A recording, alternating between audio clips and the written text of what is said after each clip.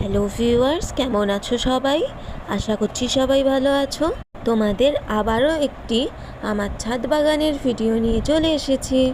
এই যে দেখতেই পাচ্ছ, কাঠগোলাপের ডাল এনে বসিয়েছিলাম।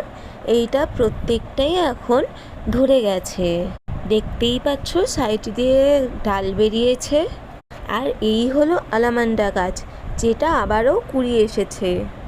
এই হলো সেই জবা গাছ যেটা আমি দিদির বাড়ি থেকে এনেছিলাম, ছোট্ট ডাল ভেঙে এনেছিলাম। আজ দেখো অলরেডি কুড়ি চলে এসেছে। আমার তো এইগুলো দেখে খুবই খুশি হচ্ছে। আর এই হলো রেন লিলির গাছ, দানা বসিয়েছিলাম, জার্মিনেট হয়ে অনেক বড়ই হয়ে গেছে। আর এই হলো আমার লেবু গাছ, কমলা লেবুর গাছ, কিন্তু কোন জাতের কমলা লেবু গাছ আমি জানি না। এইটা আমি প্রথম যখন ট্রাই করেছিলাম ভীষণই টক ছিল। তোমরা যদি জেনে থাকো কি করলে মিষ্টি হবে তাহলে অবশ্যই জানিও। এই বিষয়ে আমার কোনো কিছুই জানা নেই।